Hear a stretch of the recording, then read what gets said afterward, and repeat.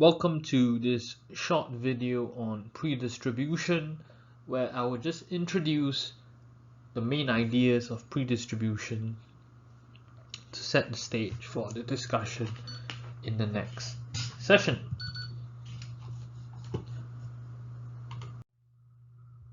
So,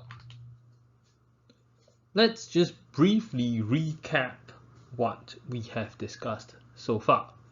So we started off with the idea of R more than G from Piketty's theory of capital, where he discusses the significance of capital and how capital is becoming increasingly important in the economy. And that highlights a need to rethink and reconfigure the economy, but that leaves us with a big question: how can we go about doing so?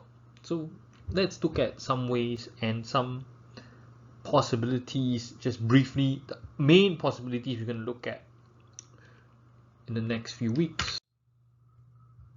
So in this video, we're going to examine our contemporary economic structure using Piketty a bit more. We're going to examine redistributive efforts to resolve this, and then we look at one alternative, which is predistribution.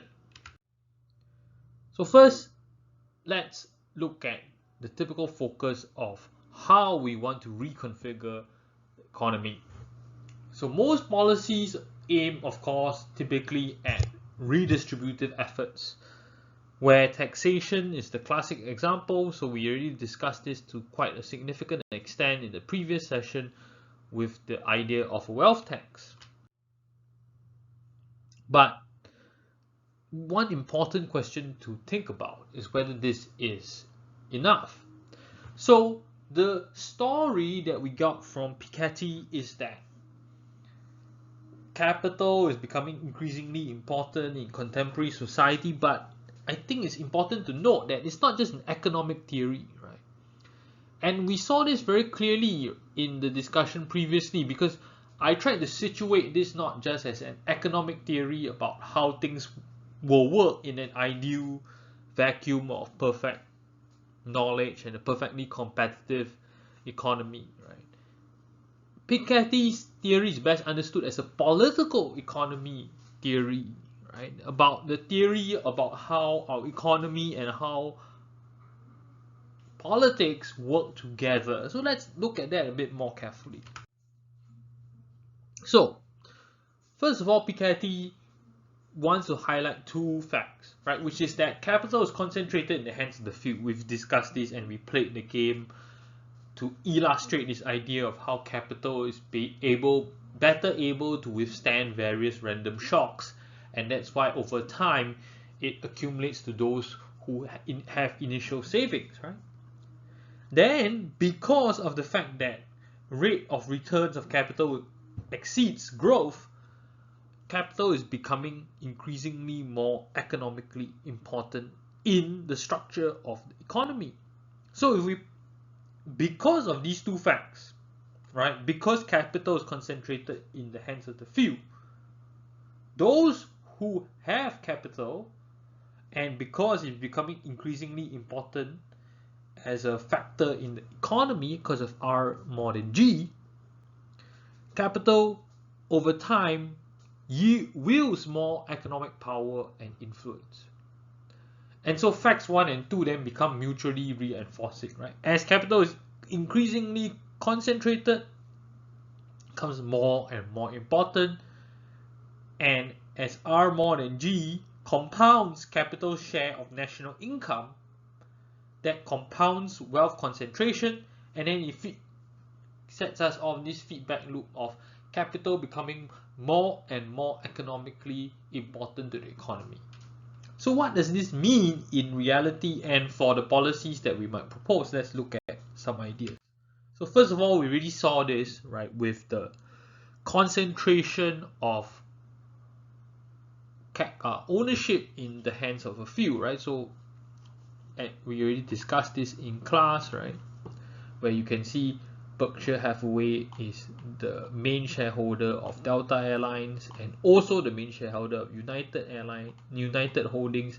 And what this means is that And also you can see it everywhere actually. Basically Berkshire Hathaway is still here, second top shareholder Berkshire Hathaway is still here, second top shareholder of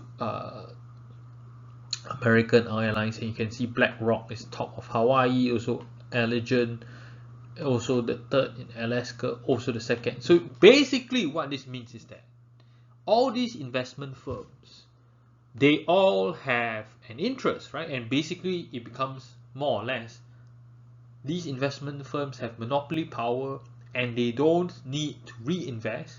And what that means is also that they have lots of economic power. Many people argue that because of the ownership structure of the airline industry, especially in the US, there's a lot of rampant price collusion amongst the competitors, amongst so-called competitors, who are in actuality not really competitors.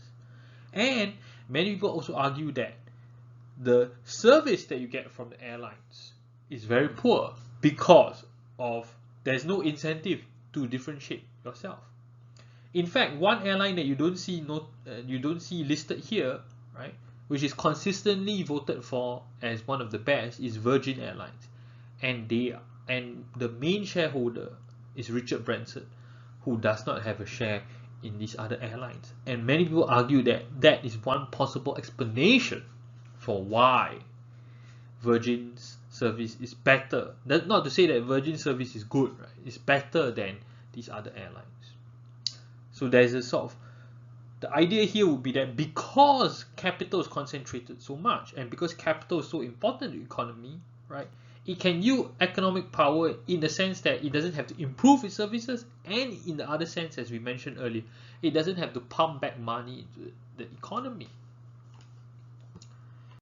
Now, what does that mean in terms of redistributive policies like taxation? Well, one very clear outcome is that companies with significant capital, or they are increasingly important, they can tend to avoid taxation.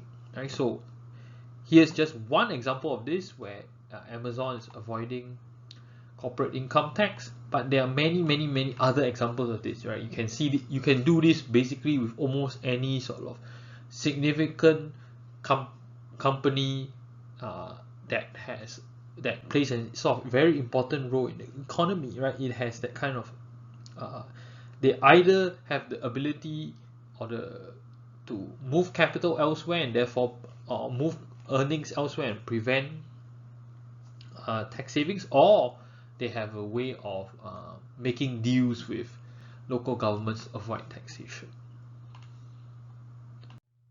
You can see here it's just showing that the profits and the tax burden is much lower, and that's also because, again, here this idea that in order for Amazon to create more jobs, right, we would rather them pay less tax, things like that, for various kinds of reasons, some of which we already discussed in the previous session. So one way that the United Nations is trying to do this is to sort of set up a global corporate governance tax, right, that can try to combat this idea that capital has sort of significant economic power, and because of global mobility, that sort of compounds this problem. But in general, we see that redistributive efforts face this kind of issue, right, which is that there is a sort of chicken and egg problem, right? R more than G leads to capital having more and more economic power, but the very redistributive policies that are needed to fix capital can't really be done without actually curtailing that power, right? So where does this leave us, right? And one thing to note is that, as we mentioned, right, this quote from James Meads, where I talked about the double divergence, right, where those with capital and the top 1% and get even more wealthier over time, right? So if we allow that kind of power, economic power, to be concentrated, this is one way that it might play out, right? Which is that we get super massive inequalities. So, to avoid the double divergence, how can we restructure our economy? And the thought is that we need to reconfigure economic power within the economy. Specifically, we need to think about how we can reconfigure control of citizens over two kinds of capital. And the two kinds of capital are human capital and non-human capital. So in the next session, we're going to look carefully at policies aimed at improving human capital. Specifically, this idea of increasing wages through education and training. Then, at the session after that, we're going to look at how we can more effectively reconfigure our distribution of non-human capital. Thank you, and I'll see you in class.